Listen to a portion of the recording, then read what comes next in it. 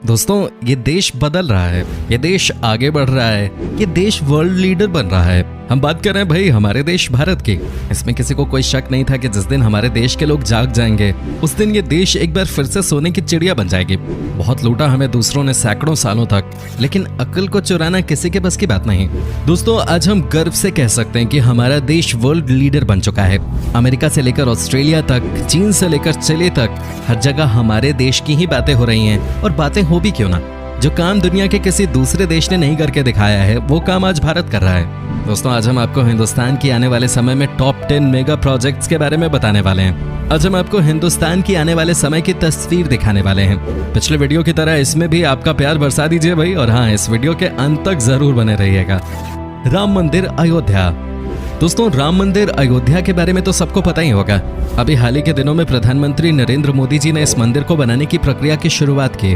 वर्षों का इंतजार खत्म हो चुका है और मंदिर निर्माण की नींव भी रखी जा चुकी है। हर कोई ये जानने के लिए बेकरार है कि निर्माण के बाद प्रभु श्री राम का भव्य मंदिर कैसा दिखेगा। आपको बता दें, मंदिर की लंबाई 268 फीट, ऊंचाई 161 फीट और चौड़ाई 140 फीट होगी। ऐसे में लोगों की उत्सुकता वाजिब है। मंदिर में 212 खंबे होंगे। पहली मंजिल में 106 खंबे और दूसरी मंजिल में भी 106 खंबे होंगे, जबकि हर खंबे में 16 मूर्तियां होंगे। आपको बता दें कि मंदिर में 2 चबूतरे भी होंगे। यहाँ 45 एकड़ में राम कथा कुंज बनेगा और भूतल में सिंह द्वार, गर्भगृह, नृत्य द्वार और रंग मंडप बनेगा।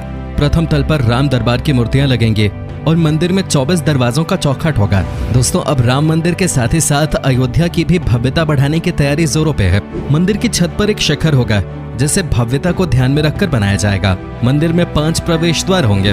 रामलला की मूर्ति निचले स्तर पे ही विराजमान होगी। खास बात यह है कि मंदिर में लोहे का इस्तेमाल नहीं किया जाएगा। पूरे मंदिर के निर्माण में करीब 1.75 लाख क्यूबिक फुट पत्थर की आवश्यकता होगी। दोस्तों, इस भव्य मंदिर का निर्माण 2024 तक कर दिया जाएगा। सीवोक रैंकपुर रेलवे। दोस्तों, हमारे देश में रेल की यात्रा को सबसे ज्यादा महत्व दिया जाता है। आज भी ट्रेन की इंपॉर्टेंस कितनी है इस देश में, ये बताने की जरूरत नहीं है। दोस्तों, देश के एक हिस्से सिक्किम को देश के रेलवे मानचित्र पर जोड़ने की बहुचर्चित सीवोक रैंकपुर रेल परियोजना शुरू करने की एक बार फिर से कवायद शुरू की गई है। भारत सरकार के रेल मंत्री पीयूष गोयल द्वारा पेश किए गए अंतरिम बजट में इस परियोजना के अगले 1 वर्ष के कार्य के लिए 200 करोड़ रुपए स्वीकृत किए गए हैं। सिक्किम के रैंकपो में राज्य का पहला रेलवे स्टेशन बनाने की तैयारी चल रही है। साथ ही ये भी बता दूं कि 44 किलोमीटर लंबे प्रोजेक्ट के ऊपर ऑलरेडी काम शुरू कर दिया गया है। रैंकपो में रेल पहुंचते ही इस राज्य के लोगों के साथ सभी को बहुत फायदा होगा।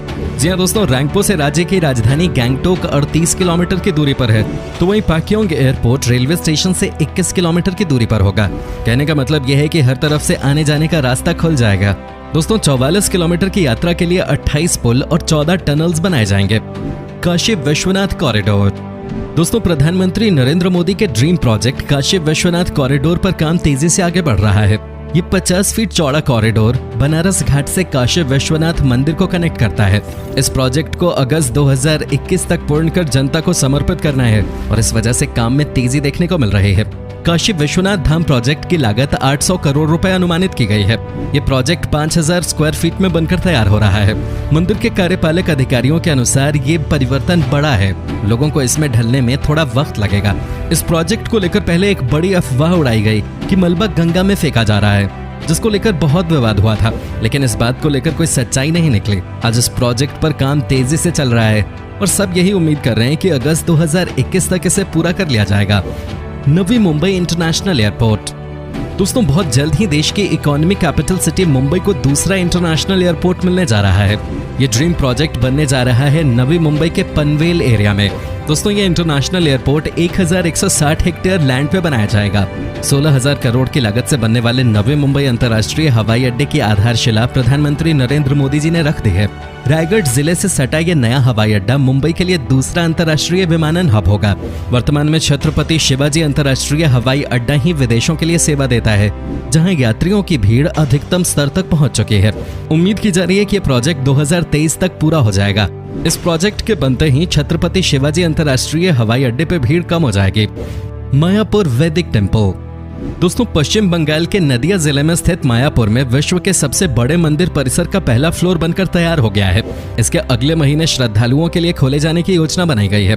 द टेम्पल ऑफ वैदिक प्लैनेटेरियम अपने आप में दुनिया का सबसे अनोखा मंदिर होगा। इसे आप आधुनिक समय का एक विशाल महल कह सकते हैं जो अनोखे झूमरों से सुशोभित है। तकनीक के इस्तेमाल से यहाँ हो रहे पूजा पाठ और अन्य धार्मिक कार्यक्रमों का दुनिया भर में सीधा लाइव प्रसारण होगा। मंदिर का पुजारी फ्लोर आकर्षण का विषय है। 1 लाख स्क्वायर फीट में फैले परिसर में 2022 तक निर्माण कार्य पूरी तरह खत्म कर लिया जाएगा। Mayapur international society for Krishna consciousness यानी कि इस्कॉन का मुख्यालय है और यहाँ इस मंदिर का निर्माण भी उसी का एक भाग है। इस मंदिर के निर्माण का कामकाज आज से 1 दशक पहले शुरू हुआ था। इसका मुख्य गुंबद विश्व के किसी भी मंदिर का सबसे बड़ा गुंबद होगा। मंदिर के निर्माण में अब तक 2 करोड़ किलो सीमेंट का प्रयोग किया जा चुका है। फिलहाल मंदिर के पुजारी सेवा केंद्र को खोला रखा गया है। आपको बता दें कि इस मंदिर का उद्देश्य है कि तकनीक के माध्यम से पूरी दुनिया में वैदिक ज्ञान का प्रचार प्रसार किया जाए। 380 फीट के इस मंदिर में स्पेशल ब्लू बोलिवियन मार्बल का प्रयोग किया जा रहा है। इस मंदिर में एक समय में एक फ्लोर पे 10,000 श्रद्धालु पूजा पाठ, नृत्य, ध्यान और भजन कीर्तन का कार्य कर सकते हैं। मंदिर में एक साथ 20,000 लोगों के रुकने ठहरने की व्यवस्था होगी। Pradeep Haldia Durgapur LPG pipeline project. दोस्तों, नॉर्थ ईस्ट इंडिया में हमेशा के लिए एलपीजी गैस की समस्या को खत्म करने के लिए भारत सरकार ने Pradeep Haldia Durgapur LPG pipeline project की शुरुआत की है। दोस्तों, इस प्रोजेक्ट के तहत पश्चिम बंगाल से लेकर ओडिशा और बिहार में एलपीजी गैस की सप्लाई घर घर पहुंचाई जाएगी। जी हां दोस्तों, याद रहे कि कुछ दिनों के बाद गैस सिलेंडर का कॉन्सेप्ट ही खत्म हो जाएगा। आपको बता दें कि यह परियोजना 661 किलोमीटर की है। उत्तर बिहार के लोगों को अब एलपीजी गैस की आपूर्ति में कोई समस्या नहीं होगी। इंडियन ऑयल कॉर्पोरेशन के मुजफ्फरपुर बॉटलिंग प्लांट को अब पाइपलाइन से गैस की आपूर्ति होगी। इसके लिए मुजफ्फरपुर प्लांट को पारादी, हल्दिया और दुर्गापुर को पश्चिम बंगाल एलपीजी पाइपलाइन से जोड़ा जाएगा। दोस्तों, इस प्रोजेक्ट पर तकरीबन 1 लाख करोड़ रुपए खर्च किए जाएंगे। इसे आने वाले 2 सालों में खत्म करने की योजना है। वाकई में इस प्रोजेक्ट के तैयार होते ही बंगाल, ओडिशा और बिहार के लोगों को बहुत फायदा पहुंचने वाला है। Dedicated freight corridor. दोस्तों, नाम सुनकर चौंक गए ना आप? आज हम आपको बताते हैं रेलवे के डेडिकेटेड फ्रेट कॉरिडोर के बारे में, जिसे जानना बहुत जरूरी है। दरअसल भारतीय रेलवे के माल ढुलाई परिचालनों में बदलाव के लिए डेडिकेटेड फ्रेट कॉरिडोर को लाया गया है। ये 2 तरह से लागू किया जा रहा है, पश्चिमी डेडिकेटेड फ्रेट कॉरिडोर और पूर्वी डेडिकेटेड फ्रेट कॉरिडोर। ये दोनों डेडिकेटेड फ्रेट कॉरिडोर्स वर्ष 2017-18 से प्रारंभ होकर अगले 4 वर्षों में पूरा होने के साथ ही भारतीय रेल के माल ढुलाई परिचालन में भारी बदलाव लाएंगे। दोनों परियोजनाओं के चालू होने से न सिर्फ रेलवे को माल ढुलाई या फ्रेट परिवहन में अपनी बाजार हिस्सेदारी को पुनः प्राप्त करने में मदद मिलेगी, बल्कि साथ ही ये माल ढुलाई की कारगर, विश्वसनीय, सुरक्षित एवं किफायती व्यवस्था की भी गारंटी होगी। माल ढुलाई से संबंधित इन 2 कॉरिडोर्स के चालू होने से परिवहन की इकाई लागत में कटौती होने, छोटे संगठन और प्रबंधन की कम लागत होने और ऊर्जा की कम खपत से रेलवे के परिचालनों में मूलभूत बदलाव आएगा। दोस्तों, ये ध्यान देने योग्य है कि 2 डेडिकेटेड फ्रेट कॉरिडोर्स से रेलगाड़ी की अधिकतम गति 100 किलोमीटर प्रति घंटा हो सकती है। वाकई में ये दोनों कॉरिडोर बनते ही माल ढुलाई और सप्लाई चेन में बहुत बड़ा पॉजिटिव परिवर्तन देखने को मिलेगा। Rohtang tunnel project. दोस्तों, सबसे पहले तो आपको बता दूं कि इस प्रोजेक्ट का नाम बदलकर अब अटल टनल प्रोजेक्ट कर दिया गया है। ये टनल हिमाचल प्रदेश के रोहतांग को सीधे लेह से जोड़ता है। अटल सुरंग के निर्माण पर करीब 4000 करोड़ रुपए खर्च होंगे और शुरुआती चरण में सुरंग की निर्माण लागत लगभग 1400 करोड़ रुपए आंकी गई थी। अटल सुरंग के ठीक ऊपर स्थित सेरी नदी के पानी के रिसाव के कारण अटल सुरंग के निर्माण में लगभग 5 साल की देरी हुई। दोस्तों, अटल सुरंग का निर्माण सीमा सड़क संगठन कर रही है और निर्माण कार्य साल 2021 तक पूरा हो जाएगा। इस प्रोजेक्ट के पूरा होने पर सभी मौसम में लाहौल और स्पीति घाटी का सुदूर क्षेत्रों से संपर्क बना रहेगा। इससे मनाली और लेह की दूरी भी 46 किलोमीटर कम हो जाएगी। रक्षा मंत्रालय के अनुसार अटल सुरंग 8.8 किलोमीटर लंबी है और ये करीब 3000 मीटर की ऊंचाई पर बनाई गई विश्व की सबसे लंबी सुरंग है। बता दें कि अटल सुरंग का निर्माण जल्द ही पूरा होने वाला है। टनल बनने से बर्फबारी के कारण साल के 6 महीने तक दुनिया से कट जाने वाला जनजातीय इलाका साल भर दुनिया की हलचल से जुड़ा रह पाएगा। काची दरगाह बिदुपुर ब्रिज। दोस्तों, बिहार के लोगों के लिए एक और अच्छी खबर है। बिहार की राजधानी पटना में गंगा नदी पर 4 नए पुल बनेंगे और चारों पुल कुल मिलाकर 24 लेन के होंगे। तय किया गया है कि अगले 4 सालों में चारों पुलों को तैयार कर लिया जाएगा। फिलहाल गंगा पार कर पटना आने जाने को अभी 6 लेन के पुल हैं, जिसमें से 4 लेन ही चालू हैं। इसमें जेपी सेतु और गांधी सेतु के पूर्वी हिस्से का 2 लेन का पुल शामिल है। गांधी सेतु के एक हिस्से के 2 लेन अभी मरम्मत के कारण बंद हैं। बताया जा रहा है कि इसी महीने गांधी सेतु के पश्चिमी लेन से आवाजाही शुरू हो जाएगी। हालांकि इस पर निर्माण कार्य शुरू होने पर पूर्वी लेन को तोड़ दिया जाएगा। इस वजह से गांधी सेतु पर केवल 2 लेन ही आवाजाही के लिए उपलब्ध रहेंगे। योजना के मुताबिक गांधी सेतु के समानांतर 4 लेन का नया पुल बनेगा।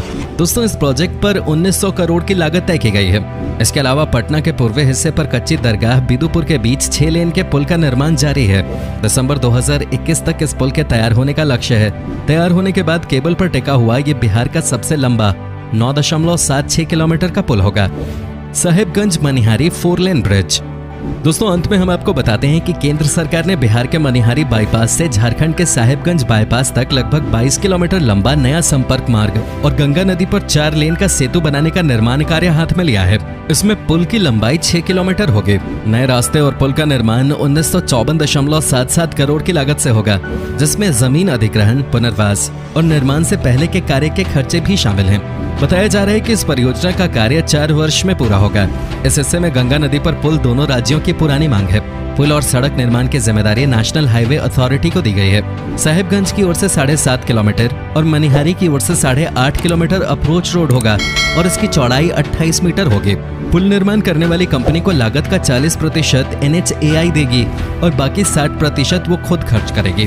बाद में 15 साल तक वसूले गए टोल टैक्सेस की भरपाई की जाएगी। दोस्तों, ये थे कुछ मेगा प्रोजेक्ट्स जिसे आप आने वाले कुछ सालों में हमारे देश में देख सकते हैं। इनमें से कौन सा प्रोजेक्ट आपको सबसे जबरदस्त लगा, हमें कमेंट्स में जरूर बताएं।